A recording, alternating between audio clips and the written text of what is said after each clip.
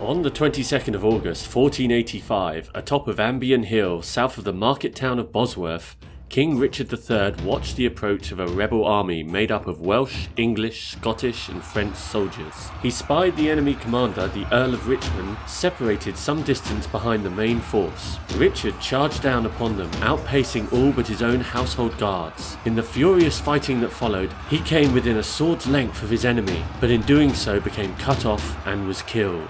That day the Earl of Richmond was crowned King of England. His name was Henry Tudor.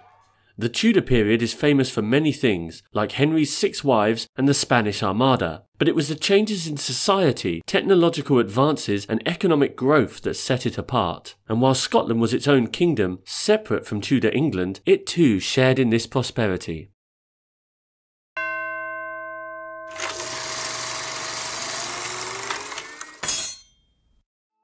As a new king, whose main claim to the throne was defeating the last one, Henry VII's position was precarious. He secured his family's rule by a series of well-placed marriages. He married himself to Richard III's niece and so united 2 previously warring houses. He married his son to a Spanish princess, thereby allying England with the new great power of Europe. And he married his daughter to the Scottish heir, the so-called marriage of destiny. When Henry VII died, he left a full treasury and a peaceful succession, the first in 100 years. And for the first time in 100 years in Scotland, there was no minority. James IV succeeded his father at 15 and was able to rule without a regent. He was energetic, intelligent and supported the arts, a true Renaissance prince. However, in 1513 he was obliged to honour Scotland's old alliance with France and invaded England. He was defeated and killed, and Scotland was again plunged into successive reigns of infant monarchs. For 59 of the next 70 years, no adult sat on the Scottish throne. Thus, Scotland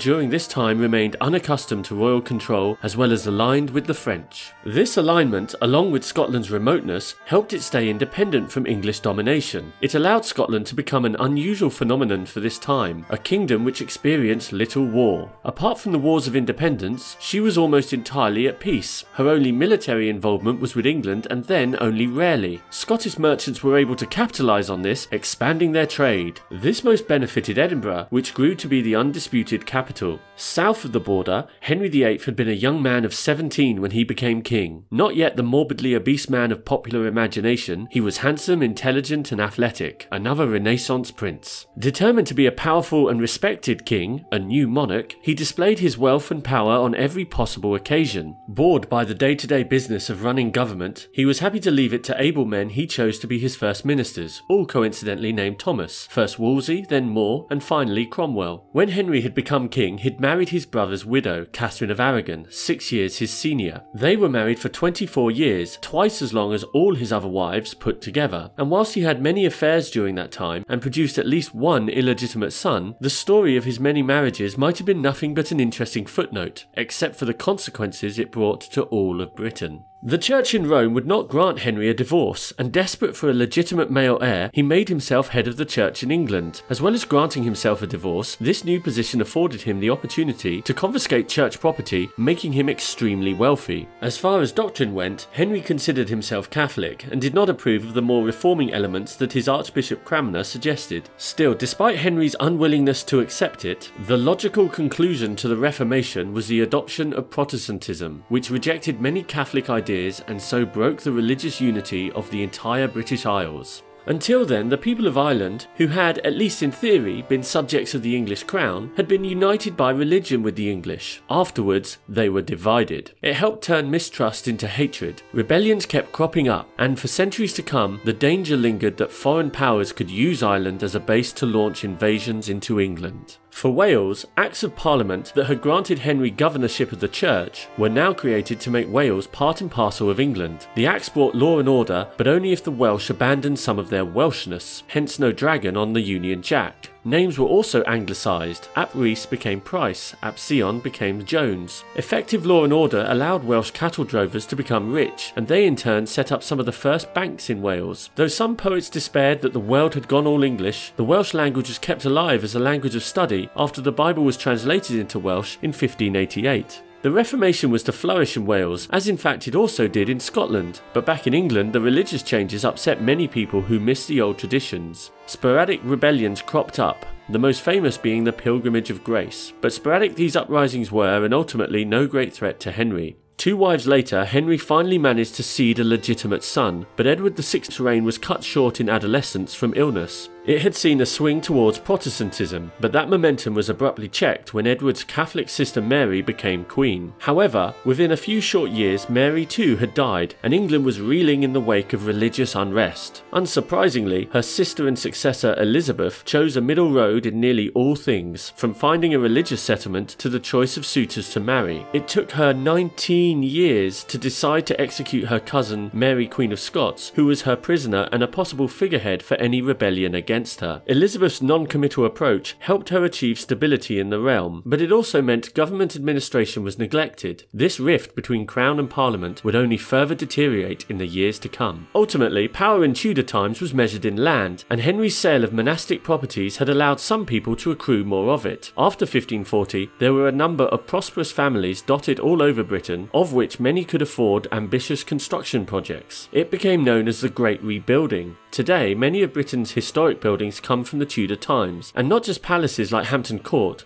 but even unassuming pubs with their distinctive wattle and daub style that was much copied in later centuries. At the same time, the growth in prosperity did not reach everybody. Near the bottom of the social order were labourers, who worked long hours in richer men's fields. Even worse off than them were the unemployed. Those who had clear physical disabilities were allowed to beg, but those who didn't were labelled vagabonds, a classification punishable by having holes burnt into your ears. Despite this deterrent, the number of poor and unemployed was rising. This was partly due to the increasing population, and partly due to the practice of enclosure. Landowners found there was more profit to be had in fencing off land for sheep rearing than allowing it to be used in common for farming. Eventually, poor laws became necessary. These were the first laws to acknowledge the need of the state to provide social care. Still, caring for people in times of crisis, such as childbirth, death or illness, was mainly the lot of women. Poorer women were expected to work hard at their own tasks and help their husbands too. Having 2 female monarchs in this period had little impact on the lives of most women, but there were exceptions. Through shrewd business decisions and a series of well-made marriages, 4 in total, an extraordinary individual, Bess of Hardwicke, rose to the highest level of English nobility. The population of Britain had surpassed 4 million by 1600, with perhaps as many as 1 in every 5 of them living in towns. This shows a steady change in the economic habits of people, with fewer working in the fields.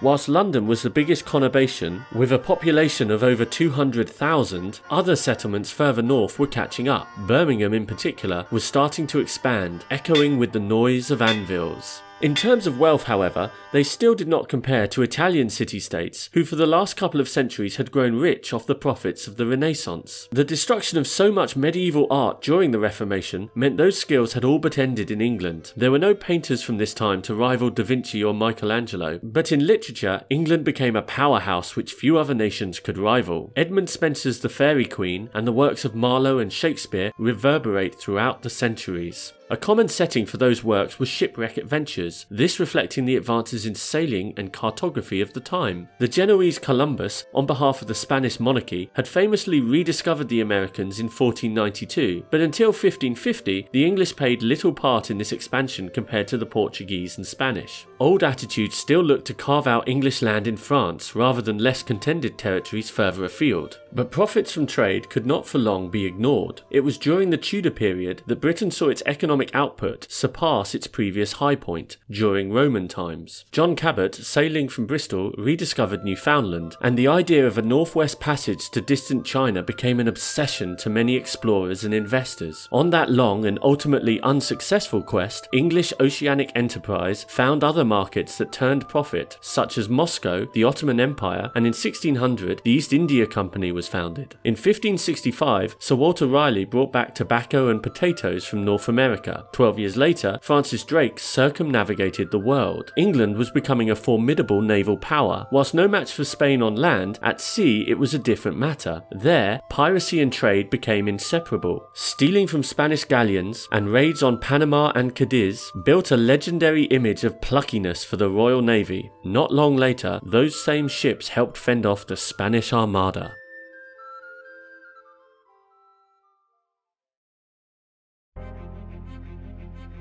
This period begins with Henry VII's victory at Bosworth in 1485, becoming the King of England. Through shrewd leadership, his son's succession was smoothly achieved in 1509. In contrast, Scotland lost their most promising king in 1513, and the Scottish remained largely free of royal control for much of the 16th century. The break with Rome, through the Act of Supremacy in 1534, was a hugely significant event that divided the religious loyalty of the entire British Isles forever, and caused much unrest at the time. Still, under Elizabeth's England, wealth and naval power grew. This saved them from invasion by the Spanish in 1588. As Elizabeth remained unmarried, her closest heir was the Scottish King James Stuart, related due to the marriage of destiny Henry VII had had over a century before.